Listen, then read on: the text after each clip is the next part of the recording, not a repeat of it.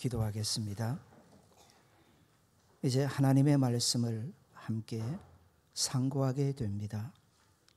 하나님의 은혜가 얼마나 필요한지, 하나님의 도우심이 얼마나 필요한지 깨닫게 하시고 말씀을 통하여 주만 더욱 바라보는 은혜의 자리에 이르게 하옵소서. 예수님 이름으로 기도하옵나이다. 아멘. 오늘 함께 나누고자 하는 출애굽기 4장은 성도된 저와 여러분에게도 귀하지만 특별히 이스라엘 민족에게는 참으로 귀한 말씀입니다.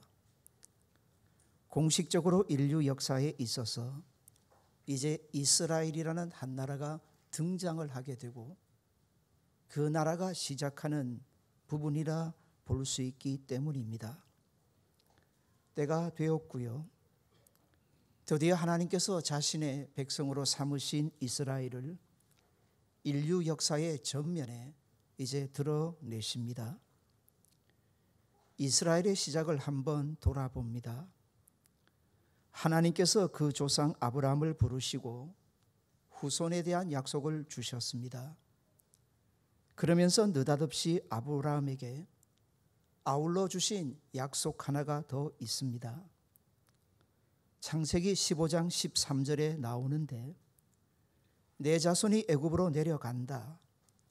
거기서 400년 가까울 세월을 보낼 텐데 정확하게 말하면 430년의 세월입니다.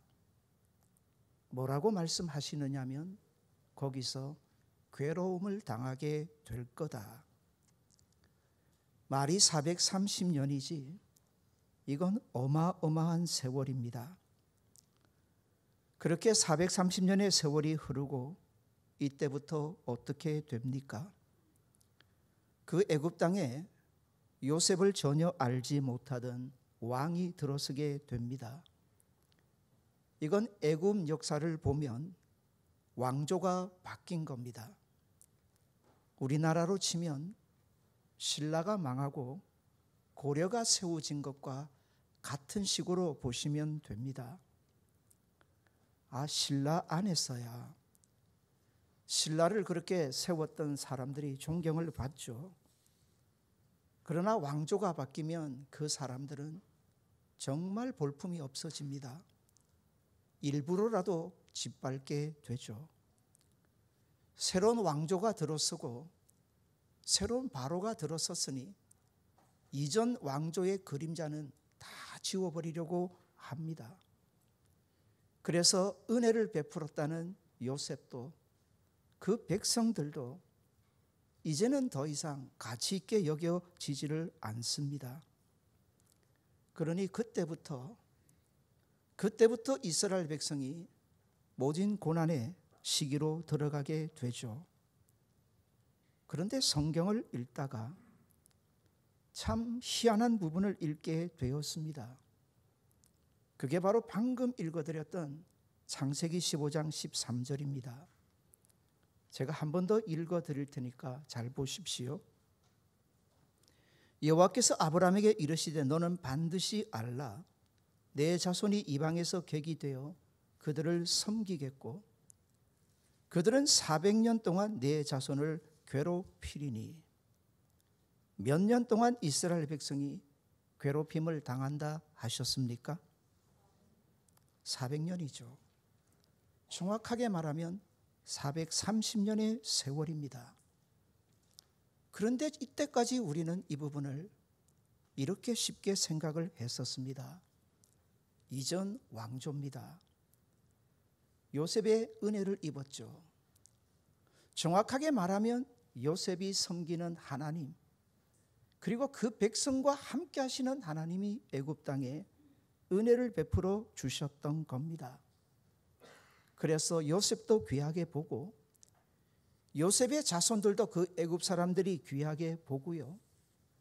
그 애굽 땅에서 쉽게 말하면 잘 먹고 잘 살았다. 그런 식으로 이해를 했었습니다. 새로운 왕조가 들어서기까지 새로운 바로가, 요셉을 전혀 알지 못하는 바로가 들어서기까지 그 애굽 땅에서 이스라엘 백성은 그나마 잘 먹고 잘 살았다는 식으로 이해를 했었습니다. 한 부분만 이렇게 말을 할까요? 사도행전 7장 6절로 가보면 스데반의 설교가 나옵니다. 스데반은 설교 중에 이스라엘 역사를 쭉 얘기를 합니다. 그는 똑같이 말을 합니다. 그 땅 사람들이 애굽 사람들입니다. 이스라엘 백성을 종으로 삼아 400년 동안을 괴롭게 하리라. 참 놀랐습니다. 정말 조심해야 되겠구나. 성경을 읽을 때 정말 조심해야 되겠구나. 말씀을 읽을 때 정말 경계해야 되겠구나. 내 생각, 내 아집, 내 경험, 내 판단 내려놓지 않으면 내가 은혜를 받는다 하지만 이건 하나님이 주시고자 하는 은혜가 아니라 내 식으로, 내 방식으로 내가 스스로 은혜를 만들어서 받을 수도 있겠구나. 하나님의 시각과 우리의 시각이 얼마나 차이가 있는지, 엄청난 간격이 있는지를 보았습니다. 조금 더 우리 시각에서 생각해 봅니다. 요셉과 그 가족들이 애굽에 내려갑니다. 그리고 요셉은 그 애굽의 총리가 되죠. 덩달아서 우리의 생각은 다른 이스라엘 그 백성들도 다 존경을 받고 그 땅에서 참 좋은 세월을 보냈구나. 어떻습니까? 이렇게 이해를 하지 않으셨습니까? 당시 애굽은 세상에서 가장 화려한 나라입니다. 세상 모든 사람들이 가장 가서 살기를 원했던 나라였습니다. 반대로 가나안은 다릅니다. 거기는요, 살 길은 하나, 짐승을 키우는 방법밖에 없습니다. 그래서 떠돌아다녀야 합니다. 애굽 사람들이 볼 때 가나안 사람은 사람이 아닙니다. 짐승과 늘 함께 지내니 짐승 취급을 받습니다. 그러니 우리의 시각에서 보자면 요셉과 그 가족이 이스라엘 백성이 되겠죠. 애굽에 내려와서 살았던 것 자체가 이렇게 정리가 됩니다. 하나님의 은혜였구나. 하나님의 은혜였구나. 그래서 거기서 잘 먹고 잘 살았구나. 육신적으로는 분명할 수도 있을 겁니다. 이제 흉년이 와도 더 이상 걱정하거나 염려할 필요도 없어졌습니다. 그런데 이건 우리의 시각입니다. 하나님의 시각은 아니었던 거죠. 어쩌면 그 애굽 땅에서 이스라엘 민족이 육신적으로는 조금 더 편안하고 조금 더 안락하고 조금 더 안전적인 생활을 분명히 했을 수 있을 겁니다. 우리 시각으로는 그게 좋아 보일 수 있습니다. 그런데 성경을 보십시오. 하나님의 시각을 보십시오. 그 땅이 아무리 화려하고 그 땅에서 사는 것이 아무리 편하고 육신적으로 안락을 누릴 수 있을런지는 모르지만 몇십 년이 아닙니다. 새로운 바로가 들어서고 나서 몇십 년 동안 이스라엘 민족이 괴롭힘을 당한 게 아닙니다. 잘 보십시오. 얼마의 세월이라고 합니까? 400년입니다. 내려가는 그 시자부터 나오는 그 순간까지 430년의 그 모든 세월이 하나님의 시각으로 볼 때는요, 이스라엘 백성이 그 땅에서 무엇을 당했다고요? 무엇을요? 괴롭힘을 당했다고 보시는 겁니다. 한번 생각해 봤습니다. 그럴 수 있겠구나.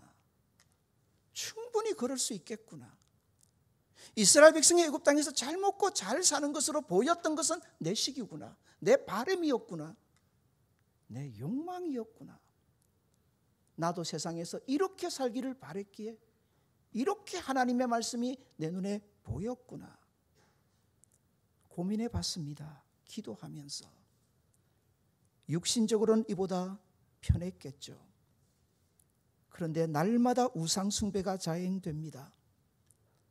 날마다 하나님과 관계없는 일들이 그 땅에서 벌어집니다. 다시 말하면 죄악들이겠죠. 그 땅에서 육신적으로는 편했지만 그 마음, 그 영혼도 과연 편했을까요? 날마다 이런 고백이 터져나오지 않았을까요? 오호라, 나는 공고한 사람이로다. 사람은 사회적인 존재입니다. 교회 가까이 하십시오. 성도 가까이 하십시오. 하셔야 됩니다.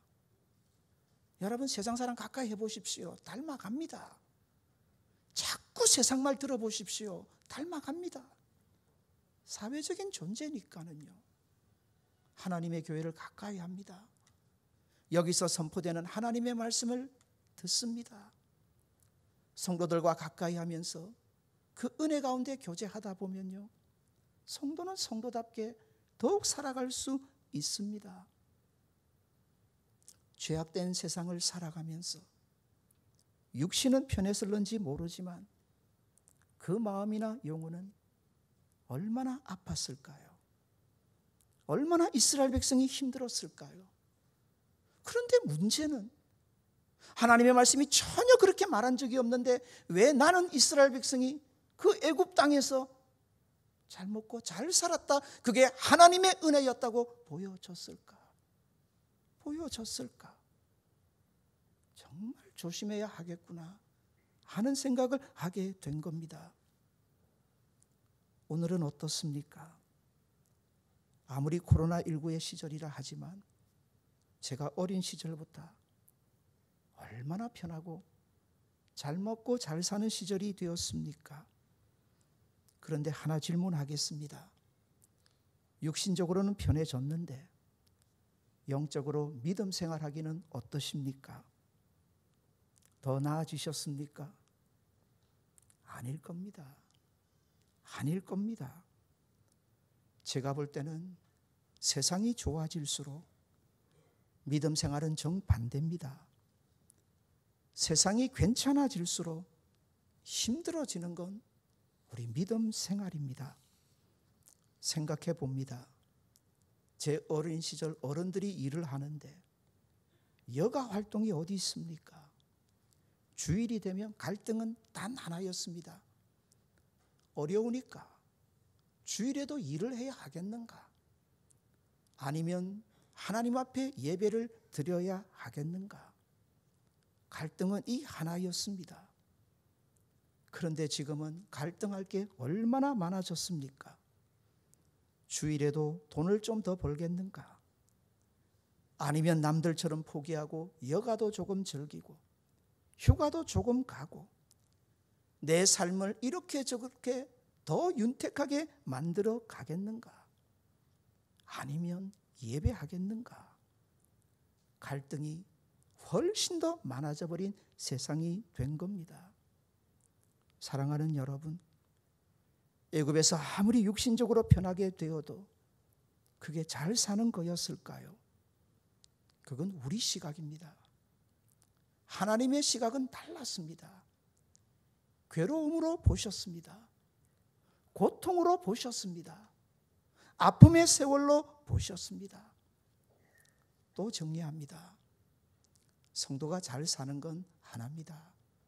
뭐라고요? 이제 답 나오셔야 합니다. 이게 분명하지 않으면 성도답게 못 삽니다. 하나님을 가까이 하면서 사는 것인 줄 믿으시기를 바랍니다.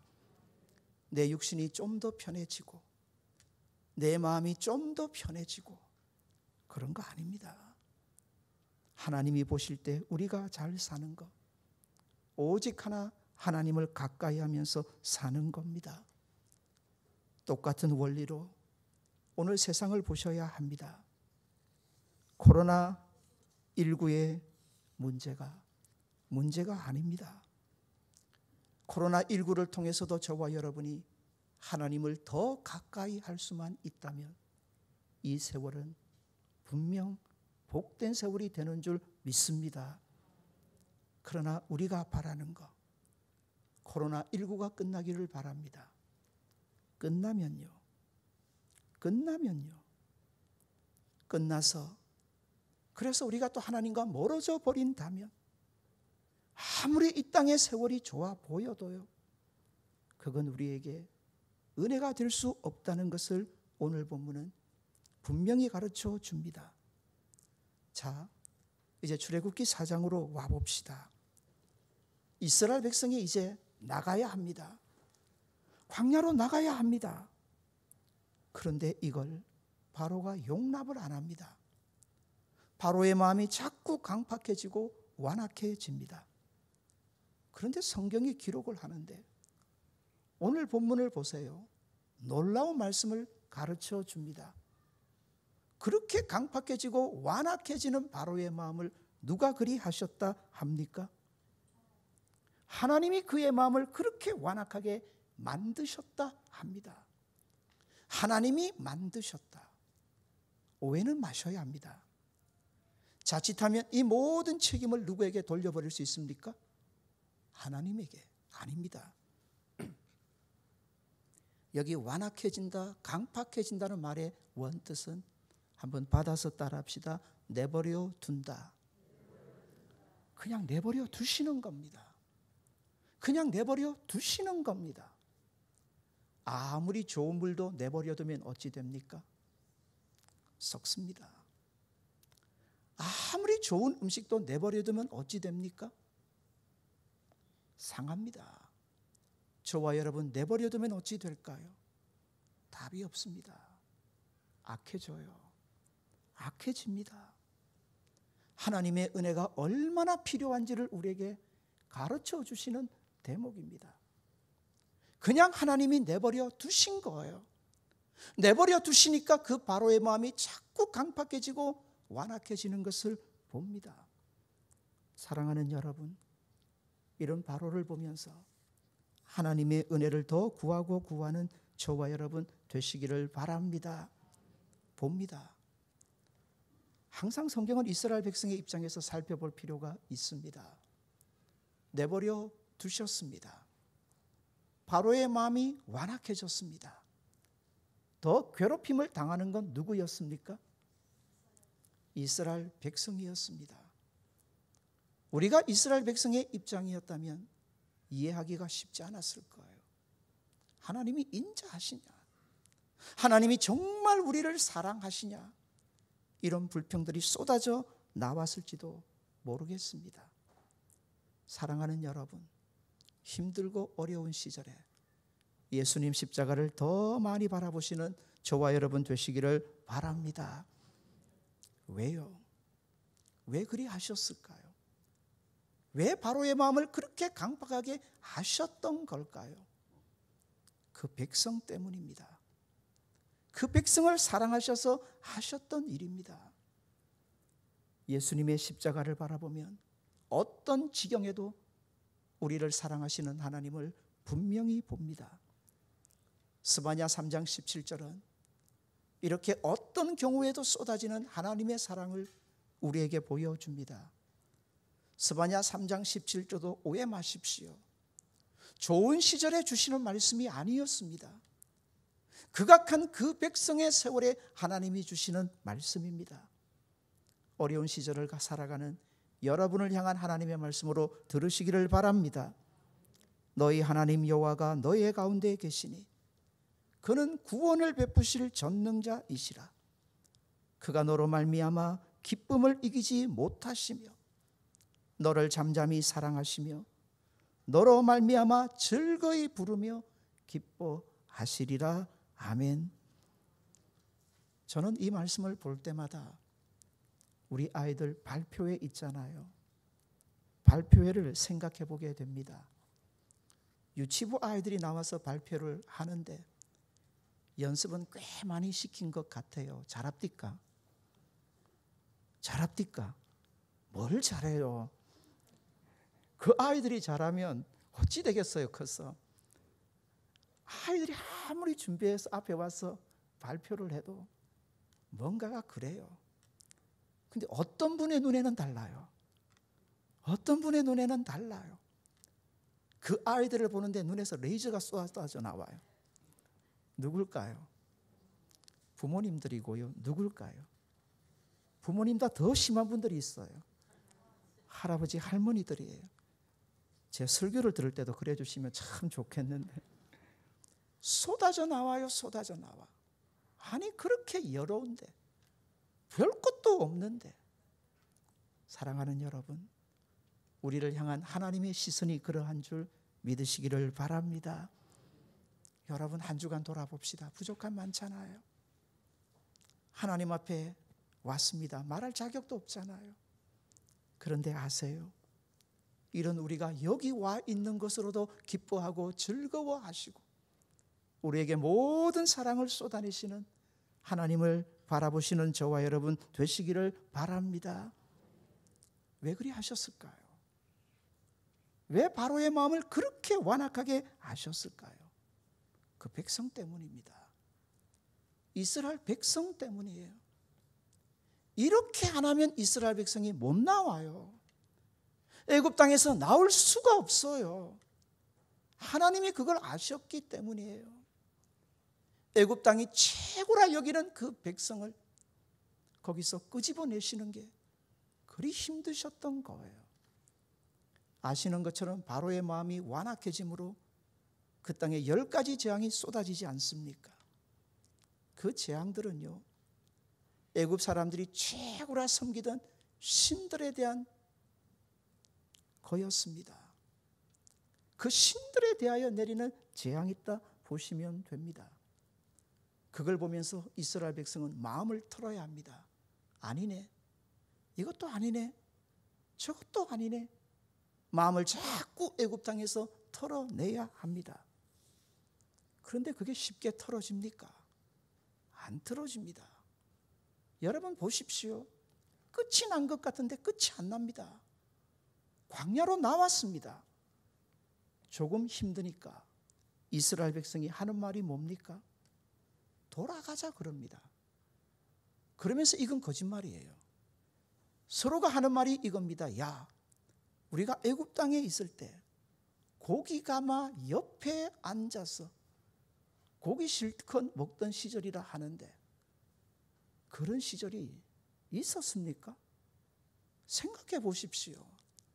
새로운 바로가 들어서고 이스라엘 백성을 얼마나 괴롭힙니까? 고기가 어디 있습니까? 먹을 것조차 제대로 주지 않았는데 이 부분에 있어서 우리는 과거 얘기할 때 조심해야 합니다.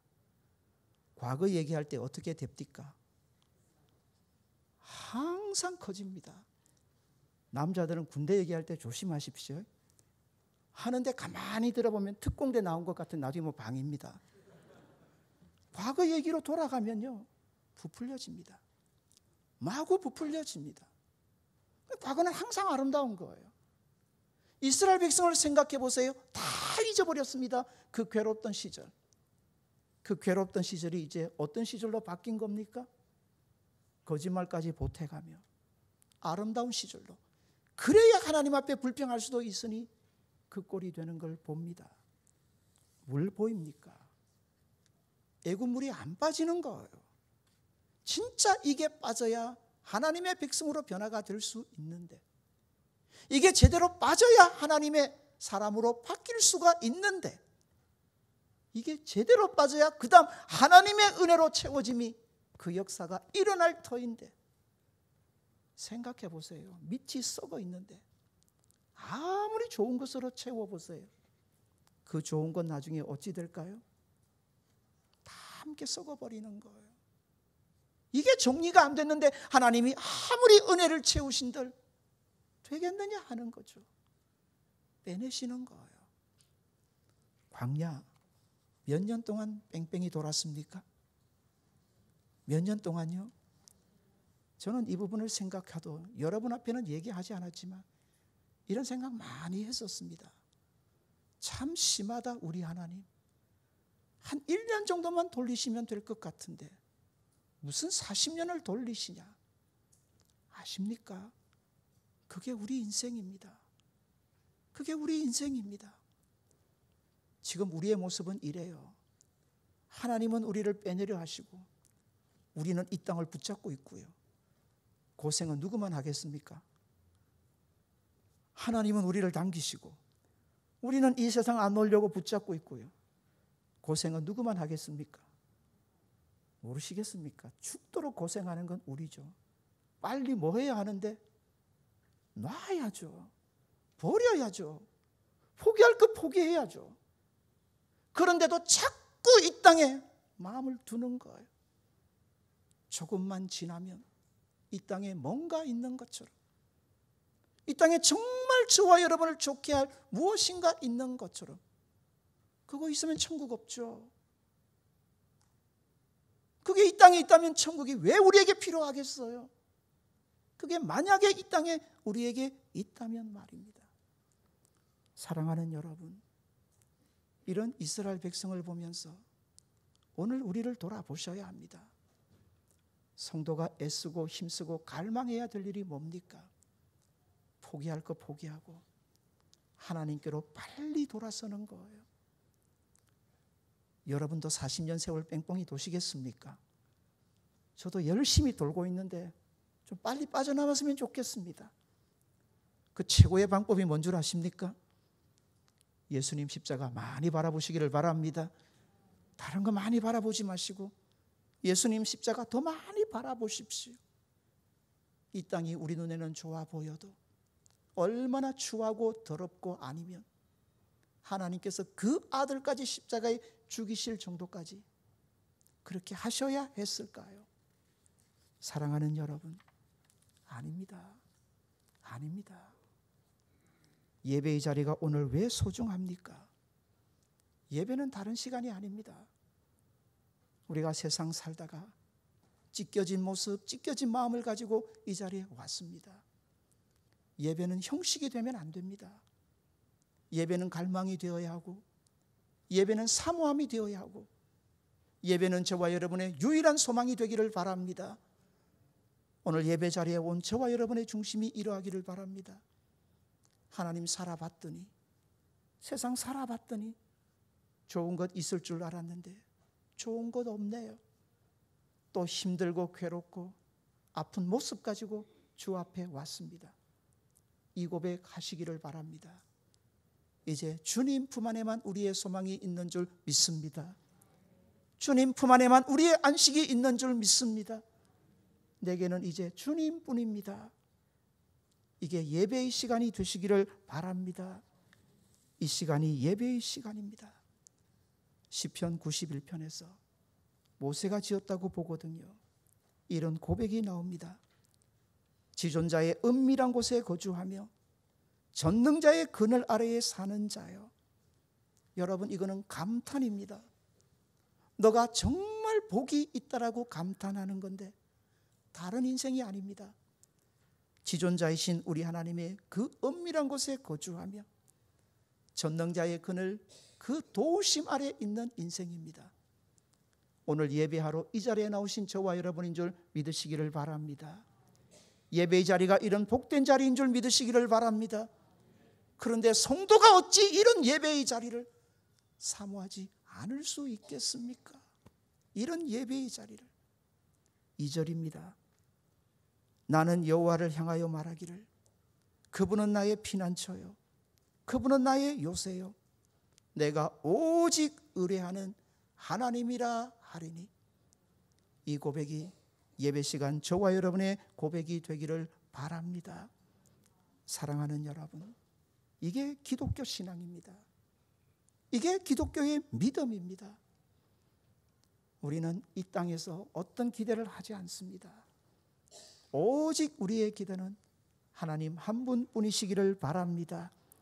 하나님 한 분만을 바라보기에 예배의 자리는 소망의 자리고 갈망의 자리고 우리 성도의 기쁨의 자리고 즐거움의 자리가 되는 겁니다. 사랑하는 여러분, 기쁘십니까? 즐거우십니까? 다음 주에 무슨 일이 있어도 여기 오시겠습니까? 조심하십시오. 하나님의 시각과 우리의 시각이 다릅니다. 왜 그렇게 성경이 읽혀졌을까요? 성경이 왜 새로 바로가 들어서고 몇십 년 동안 고생을 했고 나머지 모든 세월은 애굽 땅에서 잘 먹고 잘 살았다. 그게 하나님의 은혜라고 우리는 착각을 하고 그렇게 오해를 했을까요? 조심하자는 겁니다. 사랑하는 여러분, 우리의 마음이 정말 하나님으로 채워지지 않으면 말씀드릴게요. 예배 사면 안 됩니다. 예배의 시간 어떤 분은 빨리 끝나고 나가기를 바라시는 분들도 있을 수 있습니다. 예배는 드려도 되고 안 드려도 그만일 수 있습니다. 그런데 정말 하나님 품 안만이 내 안식처라는 답이 나오면 예배의 자리는 우리에게 최고로 복된 자리요, 평생 사모해야 될 자리가 되는 줄 믿습니다. 하나님이 보십니다. 저와 여러분을 보십니다. 그렇게 너가 나만 바라보는구나. 하나님이 우리를 바라보시는 것처럼 우리도 하나님을 바라볼 때 거기에 진정한 은혜의 역사가 시작되는 줄 믿습니다. 오늘도 그 하나님으로 채워지시는 복된 저와 여러분 되시기를 바랍니다. 우리에게 주신 말씀 기억하시고 같이 한번 기도합시다.